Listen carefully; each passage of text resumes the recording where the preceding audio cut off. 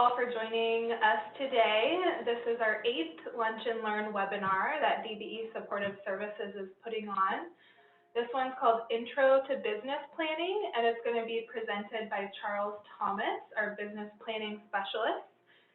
He's done several webinars in the past, but this is his first one for us, so we're excited. It's also kind of a change up from our really construction-heavy webinars we've been doing. This is obviously applies to all types of businesses and is really important.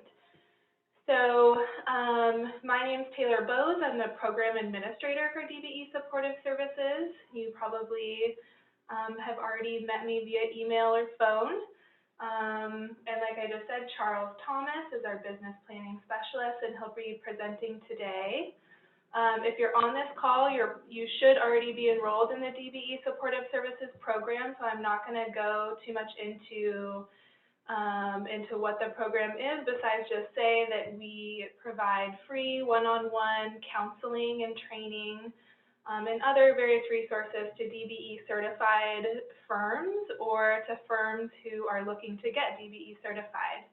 I do have a few housekeeping items I want to touch base about really quick before we get started. The first thing is that this webinar is being recorded, and both the recording and slides will be available on our DBE website probably later this week.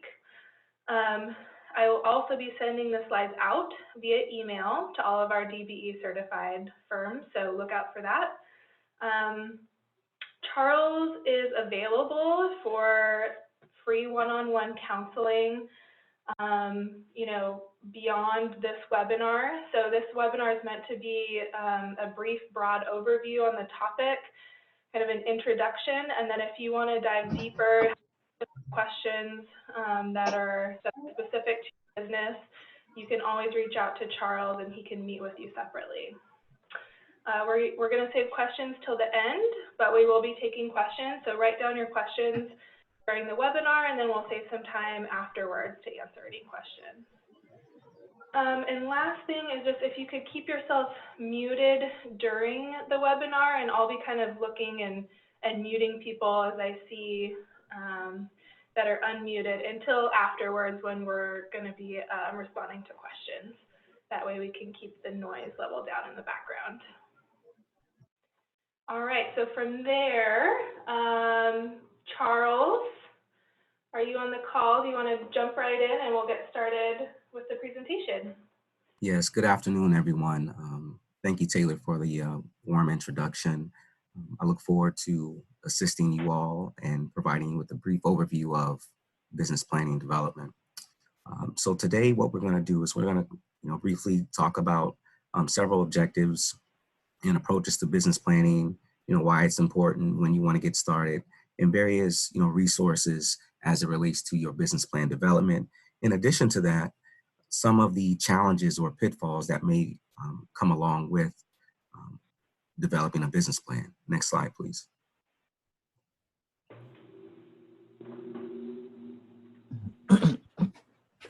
Now, these are just a few aspects of why business plan is important and what you want to remember prior to getting started. So the first point is, if you fail to plan, you plan to fail. That's a quote by Benjamin Franklin. I really like that quote a lot. It essentially provides the thought process in terms of you need to have a plan and to execute that plan if you want to lead a successful and sustainable business.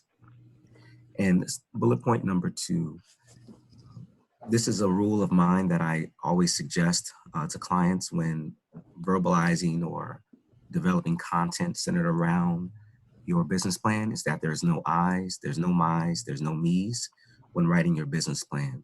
And the reason for that is because it's going to help you with your overall brand awareness as it relates to your business. Oftentimes, many businesses, they use those connotations, those I's, my's, and me's, and it really devalues their actual brand. So if you think of a lot of successful, sustainable businesses, they don't necessarily refer to themselves, but they refer to their business name or we or us or our team, something to that effect. So there's a significant power behind the language that you use while you're communicating with others about your business. So, and that is the following bullet point as well, further explained. Next slide, please. Sorry. There we go. So why write a business plan? In terms of why write a business plan, it should start as soon as you have the concept, the idea, the thought of going into business. And essentially, prior to getting a little deeper into that, a definition of business plan is it summarizes the operational and financial objectives of a business. It's actually a roadmap. It's a living and live document that's going to continually evolve as your business evolves. It's going to fluctuate. It's going to ebb and flow. So don't feel like you always have to adjust your business plan just because you've had a slight change. Not every change necessarily means you need to write, the document over again. However, it is going to be a live document. And when you have significant changes, I would definitely recommend updating your business plan. Okay. Now, in terms of why you want to actually write a business plan, a business plan can mean different things for different businesses. For example, if you're looking to secure financing, looking to attract investors, are you looking to increase your chances of overall success, just being into business? So all those things can mean different things. And that again comes with being able to make sound decisions, being able to properly communicate who you are, where your business is located, what direction you want to take your business in terms of the communication lines, and figuring out various analysis of being able to, have your business be able to think in terms of a long-term strategic planning, in terms of the cash flow, in terms of the financing needs, in terms of what type of team and organizational structure that you want to have. And then in terms of the guide to action, that's kind of like the who, the what, the when, the where, the why to your business plan development that you want to also incorporate. Next slide, please. And Charles, I'm just going to jump in really quick and Yes. say a very relevant reason for the businesses on this call is, a great reason to write a business plan is if you're considering breaking into the government market or you would like to grow in the government market, because the government market is such a different, specialized place compared to private or other sectors. Absolutely. And that's an excellent point, Taylor. And thank you for mentioning that. Oftentimes, when securing or trying to procure certain government contracts, when you're in business, you're going to be wearing multiple hats. And so it's really important for you to be organized and know who's going to do what. And so that leads to having the ability to maximize your opportunity costs, which also leads into being able to delegate others for certain roles that you can, again, maximize your opportunity costs so the business can become successful and sustainable. So thank you, Taylor. So in terms of when to write the business plan, my approach is it's always best to be proactive versus being reactive. And so if you're prepared for something, when that something arises, whether it's positive or negative, it's going to allow you, the CEO, or you, the entrepreneur, to be able to withstand that storm and be able to adjust and adapt more easily than it would be if you did not have a business plan. So it's going to, again, help you with some of these key components that we have listed here as it relates to, do you need money? How large of a staff do you need? Is this going to be a part-time business? Is it going to be a full-time business venture? What is the process that's going to take? What is the process that's going to take for you to ultimately be successful, right? And so, please remember, it's okay if your goals adjust. That's practically, it happens in every business, right? So you have to just know that your business plan is going to be a live document, and things may not necessarily go always accordingly to plan. However, by having that business plan, it's going to give you that foundational roadmap that you need to follow for your long-term success. Next slide, please.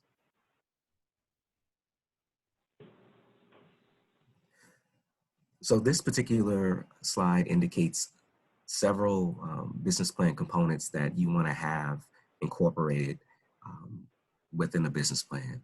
Number one is, what's your concept? Number two, industry description.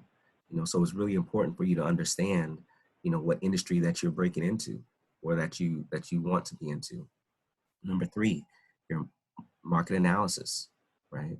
That's essentially doing the research that's needed, for you to be successful within that particular industry. Economics of the business, how are we going to finance it?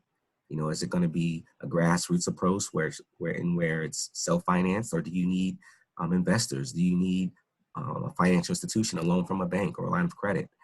Number five, marketing strategy. So how are you going to market your goods and services to your consumer, right? Number six, operations. Who's going to do what? Number seven, who's going to be a part of your management team to ensure that the very objectives that you've outlined are going to be met. Number eight, what are some of the risks and assumptions that come along with being in this particular industry or operating in this particular type of business? Number nine, identifying a timeline. Number nine is very interesting, but just because some businesses are heavily predicated on the success of, people walking through the door sometimes. If you have a restaurant, for example, or if you have a contract opportunity that you want to, take advantage of, time is one of the only constants that we can't really control. So even though we can't control it, it's still important to be able to have a timeline and to be able to set goals and try to honor those as much as possible. Number 10, financial projections. There's a lot of ambiguity as it relates to financial projections.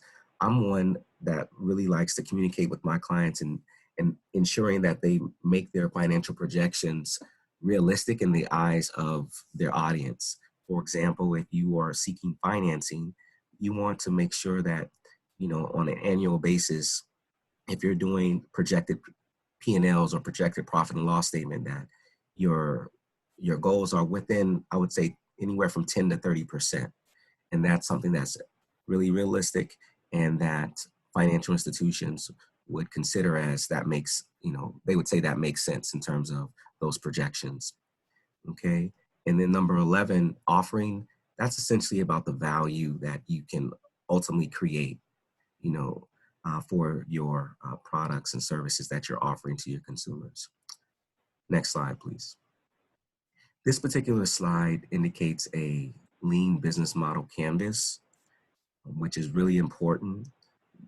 Knowing the flow of operations, understanding how you want to be able to communicate not only with your consumers, but also with your staff as well. Number one is, what's your value proposition? Which one of our customers' problems are we hoping to solve, or which customers' needs are we trying to satisfy? So when you understand these dynamics, it's going to help you relate to your specific demographic that much more. Number two, who are we solving a problem for or fulfilling a need? Who are the customers? So all these questions, you want to go about this process when you're looking to build upon your business plan, because these are questions that you want to ask yourself so you can in turn have a successful and sustainable business. Number three, which channels do our customer segments want to be reached? Do we reach them through, attending business networking events? Do we reach them through social media? Do we reach them by knocking on doors? So these are the outlets in which you would be able to potentially communicate with your prospective clients, okay? Customer relationships, so step 4, how will we keep and grow customers? This is an exciting component within business, and it's centered around, marketing. And in order to keep and maintain your customer base, it's really, really important because it's going to allow you to grow relationships. It's going to allow you to get referrals. It's going to allow you to help others and impact others in a way that, would truly make you successful and sustainable. Step 5, what key activities do our value propositions require? Essentially what that means is, what is it going to take for us to get those clients and maintain those clients over the long term of our business, right? Step 6, what key resources do our value propositions require? So essentially what that means is, what is it going to take for us as entrepreneurs or as business owners to ensure that we are maintaining our client base? And some of the foundational principles centered around that could be things such as having excellent customer service. It could be following up with your clients after the scope of work has been completed. It could be walking them through the scope of work prior to even starting the project. So these are some differentiating factors that are really important that can actually go a long way. And it's going to let your clients know that you're just not in it for that transaction, but you want to build a relationship with them over the long-term duration of of being in business, which is really key. Number 7, who are our key partners? So a lot of successful and sustainable businesses have business relationships with other businesses that help them become successful. I always tell my clients that we don't necessarily have to reinvent the wheel as it relates to you being in business. You can look at other successful companies, for example, that are very successful. For example, a company like Costco. Costco has many other business partnerships that allow them to be sustainable and successful. Not every product within Costco is a Kirkland brand. They have other brands ranging from, Nike to Fila to Champion to Prego spaghetti sauce. So the list goes on and on and on. So in terms of your business, we want to think about who are going to be the key partners to help you ascend. Step 8, what is the revenue model, or what are the pricing tactics for your business? How do you want to receive payment? Is it a membership base? Is it an ad-based product? Is it a pay upon service? Are you requesting or requiring a deposit prior to completing the scope of work? So these are all different components that are really important prior to even having a conversation with a client. And I always recommend that my clients create price points for their services. And typically, I try to keep it simple and say, hey, we want to think about 3 price points that's going to allow you to, number 1, make a profit. Number 2, take care of all of your obligations. And number 3, have you be able to be comfortable with the price points that you charge your clients. And so my price points include a high price point, a middle price point, which is typically like your average or your daily price point, and then a low price point. But the key, remember everyone, is that at every single level, you're making a profit for those particular price points. Step 9, what are the most important costs in your business model? For many of you, it's going to be employee costs. It's going to be, the actual lease space or building space that you may have. So these are some things that you want to itemize prior to even getting started going into business. Because for every business, there is a cost for you to be in business. So, and it's really important for you to acknowledge and understand what that cost is. Next slide, please.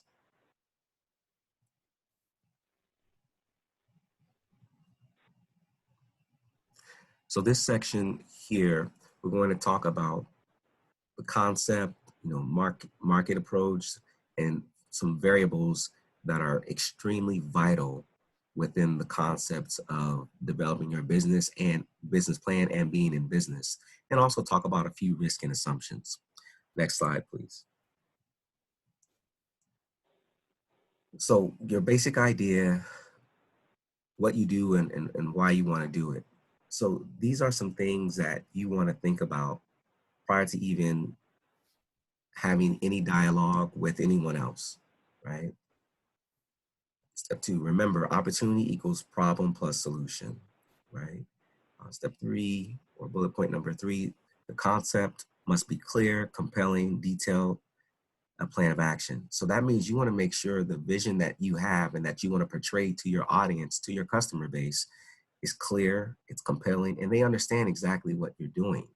Um, Many consumers don't want to feel like they don't understand what they're purchasing, or they don't want to feel uncomfortable. You want to make your business feel authentic and real and that they can obtain this. That's why having a business plan is really important, so you can lay all the foundation of these things out to ensure that your customers will have a great experience when interacting with yourself or your staff, or even visiting your website. Next slide, please. So some of those, I'm sorry, Taylor, can you go back one slide, please? My apologies. So one of the key components to being clear, compelling, and detail oriented is for you as the CEO to understand these 5 dynamic concepts of being in business. Number 1 is that you have to pay taxes. Number 2, you're going to have fixed expenses. Number 3, you're going to have variable expenses or variable cost. And I look at fixed expenses as things that reoccur on a 30-day basis, essentially, whether that's paying for an employee or having a lease obligation on some equipment or building space.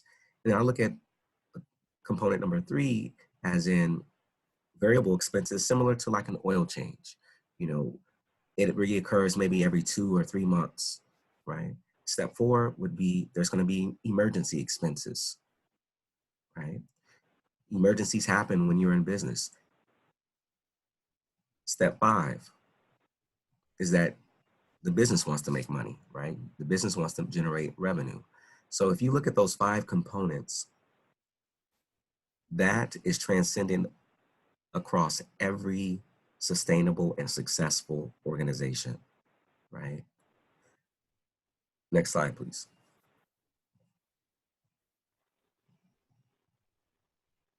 So you want to make sure that you articulate the concept in the form of its value proposition, a concise statement that summarizes why consumers should buy a product or service.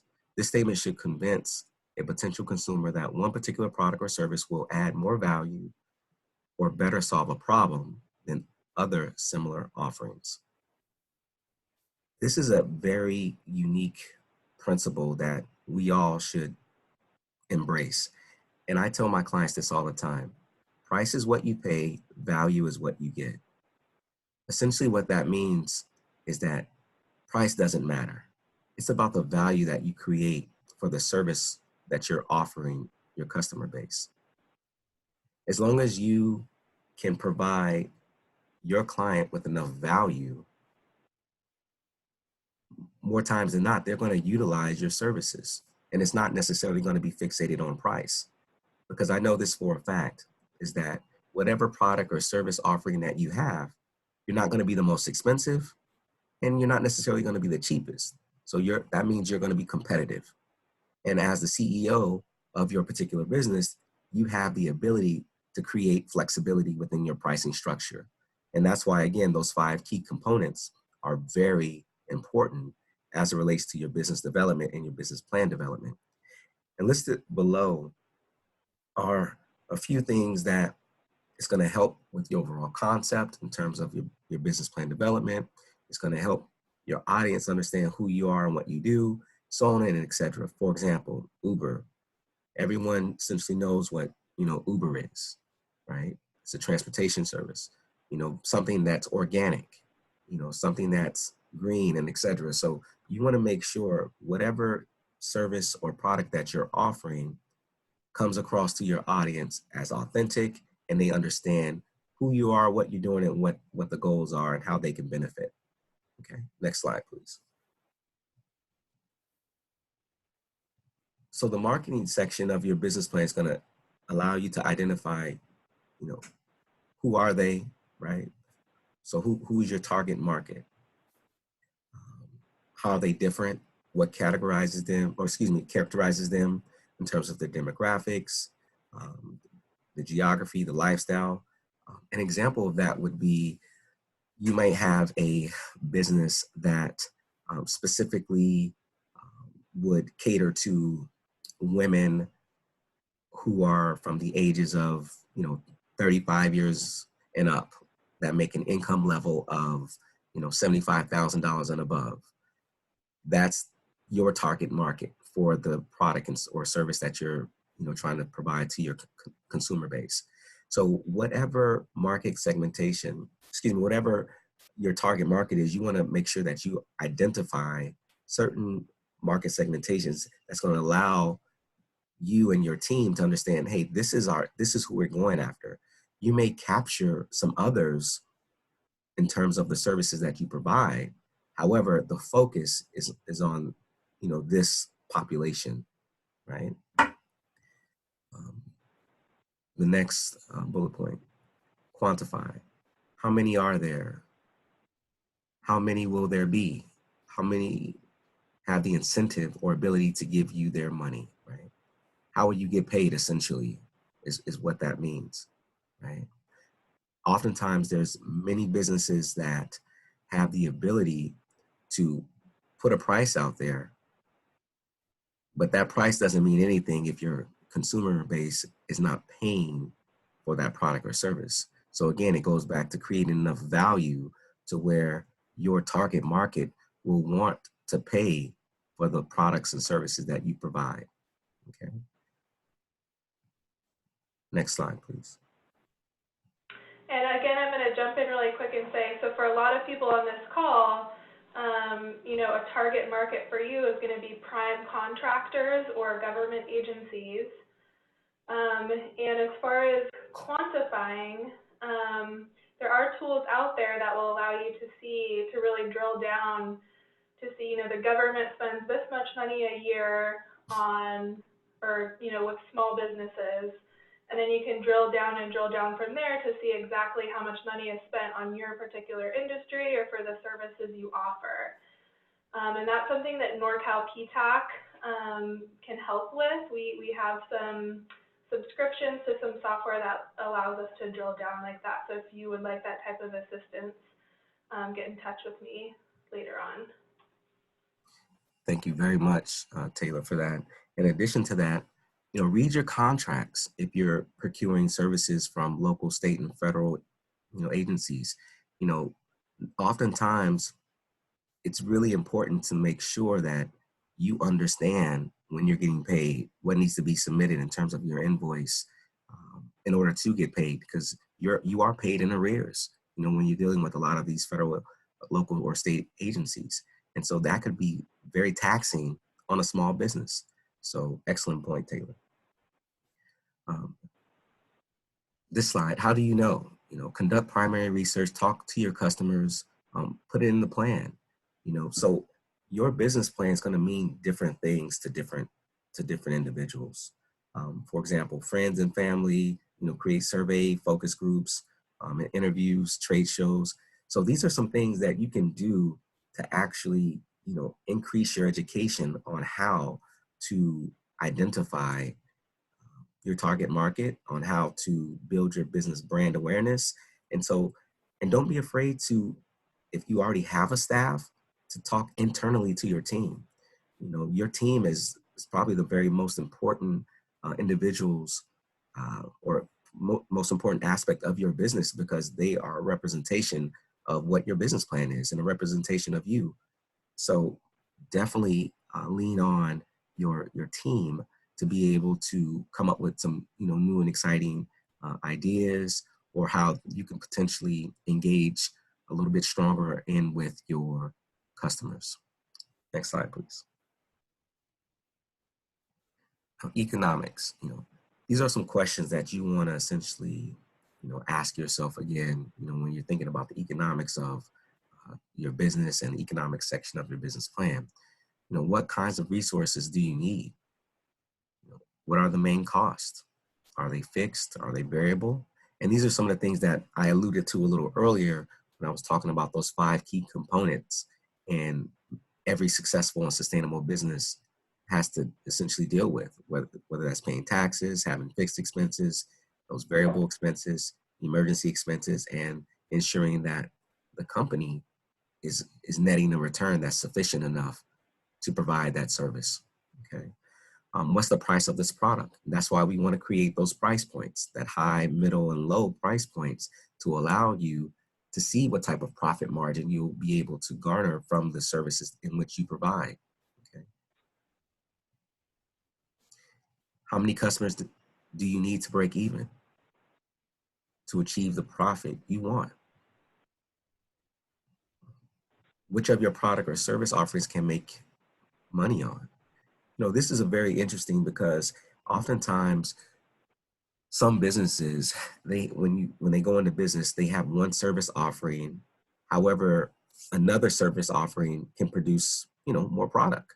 And it's depending on, your customers, the consumer of the goods or services that are procuring your services. So it's really important to measure, what is being sold, or what your customers want, because that's going to allow you to maybe reevaluate and restructure some of your pricing, your price points, to allow you to gain more revenue, especially if you have a unique or a niche type of service or product offering. So that's something to be extremely aware of as well. And the last bullet point: what is the cost for you to be in business? Again, those 5 key components that I keep harping on, that's going to allow you to determine what's going to be the cost for you to be in business. If you don't understand the cost for you to be in business, the chances of you succeeding is going to be very, very difficult, just because things evolve. There's new rules, there's new regulations that we have to adhere to. That's really important and can affect your bottom line. So you have to have a strong understanding of the cost it takes for you to be in business. Next slide, please.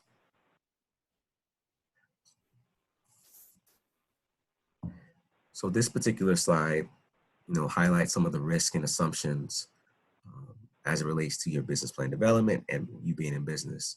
This demonstrates to your audience that you fully understand who you are and what you're getting into. It gives you an opportunity to explain various contingencies based upon the strengths and opportunities to offset weaknesses and threats. Now, what does that mean? So what this means essentially is that you want to understand your SWOT analysis. And a SWOT analysis is SWOT. And that measures the strengths, weaknesses, opportunities, and threats of your business, and as well as your industry. And so I always recommend my clients do an internal SWOT analysis, so they know internally their team's strengths, weaknesses, opportunities, and threats, as well as doing the traditional external approach to that SWOT analysis. So you understand what the industry is doing, you understand how volatile things are, and so that way you can be aware and abreast of when situations arise that you're more than ready for it to happen. Okay. Step 3, answer key questions before they can be asked in terms of price assumptions. That's why we want to create price points. So when you are in negotiations, you already have a baseline idea of what you're willing to accept in terms of a negotiation as it relates to you doing business with someone else. Cost assumptions, right? Cost assumptions meaning what is it going to take for you to fulfill the scope of work, essentially, right? Volume and sales assumptions. So all these different assumptions, these are questions that you want to ask yourself. How much volume is it going to take for us to ensure that this is a project that makes sense for our organization or our business, right? And so in understanding these key components and these risk and assumptions will allow you to greatly benefit when it comes to negotiation. If you're negotiating with a client, or if you're trying to gain interest in another aspect of business as relates to increasing your profit margins. Next slide, please. What do people look for in a business plan? Different people look for different things. Again, your friends and family, they may look to see, what, if I want to invest in this particular business, this is the type of return that would make sense for me, right? And that's not so far-fetched from others who are essentially looking to be a part of your business. Oftentimes, lenders, they are creating new dynamics within lending that are centered around gap financing and equity injection. And so essentially what gap financing is that most lenders want you to have anywhere from a 20 to 30% equity injection. That means they want you to have a percentage of what you're asking for. As an example, if you wanted $100,000 from a bank and that particular bank says, well, we require or need an equity injection of 30%, that means they want you to have 30,000, and then they would close the gap, hence the term gap financing, with 70,000 to create the $100,000 that you wanted. So essentially that's how gap financing works.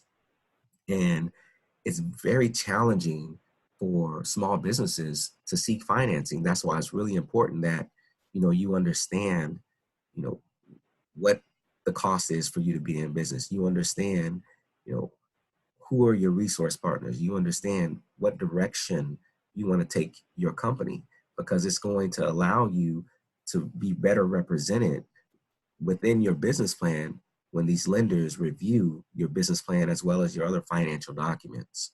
Okay, it's very challenging to procure financing. So you can help yourself in terms of reducing the risk on how to mitigate some of the roadblocks that they'll create for you. And some of the things that the lenders are going to ask is they want to know how the funds will be used, how much money do you need. They may have various or multiple terms, how long the money is needed for, what type of collateral do you have. They want to know your credit. They want to know your current cash flow. So all these dynamics are incorporated in some way, shape, or form within the business plan, okay? Because oftentimes the business plan is going to be your voice while you're not around speaking to that underwriter. And so that's why when we can lay things out up front, it'll allow that underwriter to make a more sound decision and potentially giving you the financing that you need. So the third bullet point, private investors, angel investors, venture capitalists, bullet point number 1 highlights ability to grow value. Bullet point number 2, potential return. So this is the thought process that they go through. When I say they, private investors, venture capitalists, that they go through in terms of making a decision to potentially lend you their money, okay? And all this does, it shores up their confidence in seeking a return, right? So the more educated that you are, the more in tune with your business plan and your long-term strategic planning for your company that you have, the more likelihood one of these outlets or mediums, I should say, in terms of your friends and family or financial institutions or investors will be willing to give you or loan you potential money that you need to be successful. And also, you want to think about what's going to be your exit strategy, right? Oftentimes, businesses don't necessarily think about that. And you can look at it 2 different ways. Again, I'd rather be proactive than reactive, whether it's a potential plan for your business to be purchased, whether it's a succession plan for you to pass your business on to someone else, or is there a certain dollar amount that you want to potentially sell your business for? So these are just some thought processes that you want to think about when you are developing your business plan. Next slide, please. Some of the challenges in which many entrepreneurs face when developing a business plan and being in business is that they lack clarity. So they have these phenomenal ideas, but they lack a lot of the details. They oftentimes don't have enough supporting evidence that the business is going to be successful. Writing style and jargon. So this is why, again, I shared earlier on that there's no I's, there's no my's, there's no me's. You want to be consistent with communicating with others, your business name, or we, us, our team, something to that effect. So you come off more professional, okay? Second bullet point or subtitle is realism. Again, you want to make sure that all your financial or supporting information that you have, it's realistic. It's not pie in the sky. It's not too optimistic. You want to ensure to your audience that you understand the ebbs and flows that are associated with business, and you're better at abreast to be able to adhere and overcome those challenges, if they are challenges, because you have a sound business plan, right? Subtitle number 3, flexibility versus rigidity. It's predicting the unpredictable. Updating your business plan is needed.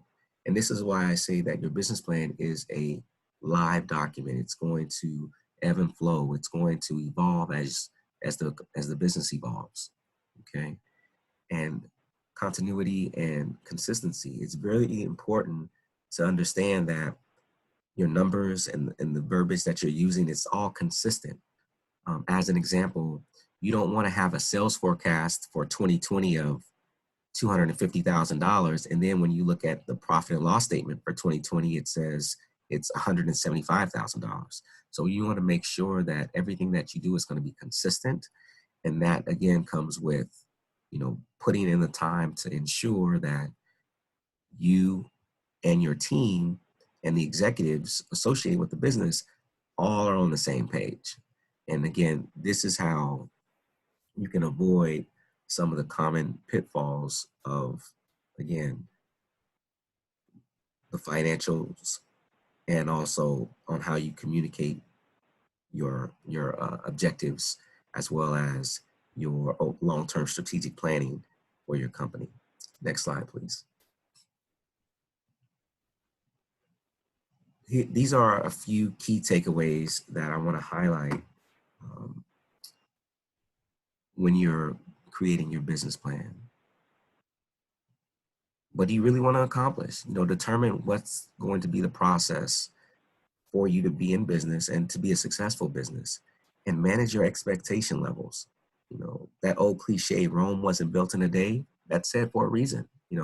Oftentimes when we become entrepreneurs or we are existing businesses, things may not take off as soon as we want them to. However, if we put in the positive actions behind our work ethic, those things can be extremely fruitful for you down the road, okay? Another thing that's going to be really important is for you to understand your BAIL team. A BAIL team, the acronym is BAIL, as you can see, and that's understanding, have a relationship with a banker, an accountant, or tax professional, insurance agent, and a lawyer. You'll be surprised how some of these relationships will allow you to grow your business. You'll be surprised how you can create new business relationships with others and get referrals as well. So having a BAIL team is really important. The next key takeaway is use your network. Many of you are extremely connected. Don't be a secret agent.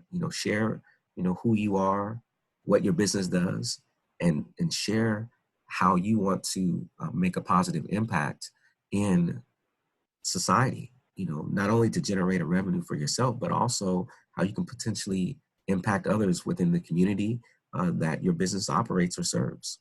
Okay, so get involved and get feedback. Again, when you're working with various businesses, get their feedback. Find out, what they liked, what they would like to be improved.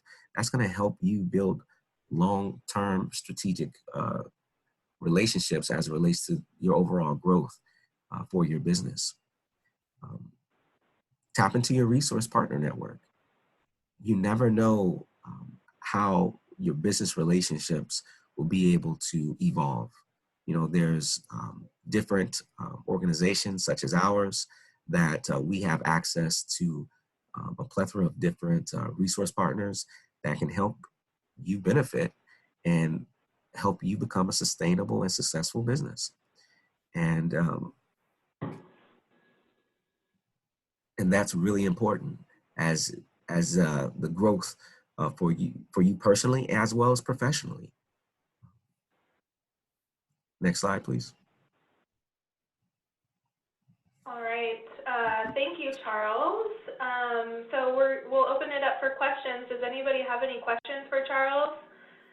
Again, you can meet with him one-on-one later, but if you have any questions the group would benefit from or that you want to ask right now so you don't forget, feel free. I think most people are muted, so if you do have a question, remember that you're probably muted and you have to unmute yourself.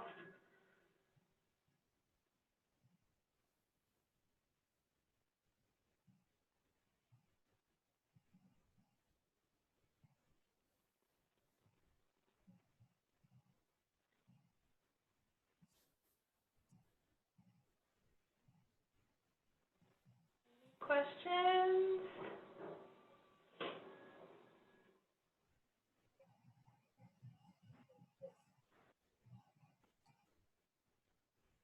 And within every business, you're going to have some, turnover in terms of employees, economic downturn. There's going to be new rules, new regulations that come about. So it's really important for you to be prepared for those things, and being able to take advantage of, webinars such as this that are provided by the DBE support services is key. And it can really help save you time and financial resources to positively impact your organization. How to reach Charles if you need to talk with him one-on-one?